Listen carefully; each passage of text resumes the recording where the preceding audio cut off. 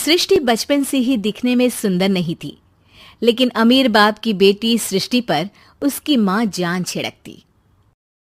मेरी बेटी कितनी प्यारी है, भगवान सबको सृष्टि जैसी बेटी दे। सृष्टि धीरे धीरे बड़ी होती है। एक दिन सृष्टि की सहेली कहती है, तू दिखने में कितनी अजीब सी है, लेकिन मैं जानती हूँ हम सब में सबसे अच्छी शादी तो तेरी ही होगी। तेरे पापा अमीर जो हैं। और बता नहीं सकते यार, दहेज तो हर कोई देता है, ये क्या ज्यादा ले जाएगी अपने पति के लिए? अरे बड़े शहर में कोठी है इसके पापा की।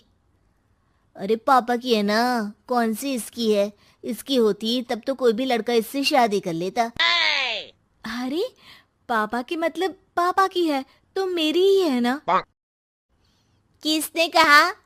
अब तेरी तो तब होगी ना जब तेरा भाई ना हो। वैसे भी शादी के बाद सारी प्रॉपर्टी भाई के नाम होती है। सृष्टि समझ जाती है कि उसे किसी भी हालत में माँ बाप की सारी प्रॉपर्टी को अपने नाम करना है, लेकिन कैसे? एक दिन सृष्टि का भाई शीनू कहता है, बहन क्या कर रही है? तुझसे एक बात करनी है। अरे हाँ हाँ करना, मैं तो तेरी बहन हूँ। बहन मेरी लाइफ में ना एक लड़की है, बहुत अच्छी है। मैं सोच रहा हूँ माँ और पापा से बात करूँ शादी के लिए। सृष्टि को समझ में आ जाता है कि भाई की शादी होते ही भाभी उसे एक दिन भी घर में बर्दाश्त नहीं करेगी। क्या बात है भाई, बताना कौन है वो? यार वो बहुत अच्छी लड़की है, पढ़ी लिखी है, मेरे साथ जॉब भी करती है। बस एक प्रॉब्लम है। प्रॉब्लम? क्या प्रॉब्लम है भाई? यार वो शादीशुदा है, लेकिन उसके पति ने उसे सिर्फ इसलिए छोड़ दिया क्योंकि उसके माँ बाप दहेज नहीं दे पाए। सृष्टि ये सुनकर न जाने क्यों खुश हो जाती है। अरे भाई तो क्या हुआ, लड़की तुझे तो पसंद है ना? शीनू को लगता है कि बहन उसे समझ रही है। वो इस बात से अनजान होता है कि उसकी बहन की मंशा पूरा घर हड़पने की है। सृष्टि अपनी माँ से कहती है, मम्मी मुझे तो बहुत चिंता है। पता है शीनू क्या कर रहा है? अरे क्या कर रहा है? वो तो काम पर जाता है और वापस घर आता है। नहीं ना माँ, वो यही तो नहीं कर रहा, बाकी सब कर रहा है। आपको पता है उससे प्यार है, और वो भी एक शादीशुदा लड़की से। हैं? ये क्या हो गया? मैं सोसाइटी में क्या मुंह दिखाऊंगी? अरे तेरे पापा तो यही कहेंगे कि मैंने ही उसे बिगाड़ दिया है। माँ देखो, मेरी बात मानो, पापा पर भी विश्वास करने की जरूरत नहीं है। अब आप ही बताओ, पापा इतनी देर घर के बाहर रहते हैं क्यों? बोलो। अरे बेटा वो तो नौकरी करते हैं ना। तू बहुत भोली है माँ।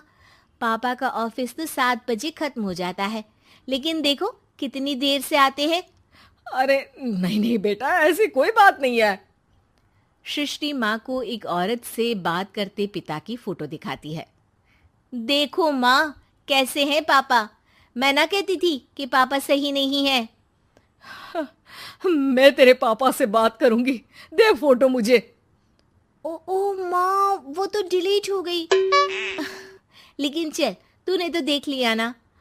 पापा से बाद में बात कर लेना, और हाँ, मेरा नाम बिल्कुल मत लेना। हाँ माँ। अब क्या था, सृष्टि के माँ और पिता के बीच झगड़ा होना शुरू हो जाता है। सृष्टि के मन में क्या चल रहा था कोई नहीं जानता था। एक दिन, माँ सृष्टि के लिए एक लड़का देखा है, वो लोग शाम को उसे देखने आने वाले हैं। और हाँ माँ, एक खुशखबरी, मैं और पापा मिलकर एक नया बिजनेस ट्राई कर रहे हैं। शाम को लड़का आता है, सांवले रंग का। सृष्टि को तो बिल्कुल भी पसंद नहीं आता। लड़की की माँ कहती है, लड़की का चेहरा तो कोई खास नहीं, लेकिन अगर मेरे बेटे को आप लोग सेटल कर दें तो मैं उसकी शादी आपकी बेटी से करवा दूं। सृष्टि को लड़का बिल्कुल पसंद नहीं था। उसे भाई पर गुस्सा आ जाता है। लड़के वालों के जाने के बाद कहती है, माँ देखा, शीनू मेरे लिए कैसा लड़का लेकर आया, न दिखाने लायक न सुनने लायक, सेटल भी नहीं, वो भी हम करे। अरे माँ, मैं जानती हूँ ये मेरी शादी किसी भी घर में क्यों करवाना चाहता है। अरे कैसी बात कर रही है बहन? तूने तो देखा ना, लड़के को मैंने ही मना कर दिया तुझसे शादी के लिए। जिसने लड़का बताया था उसने उसकी बहुत तारीफ की थी।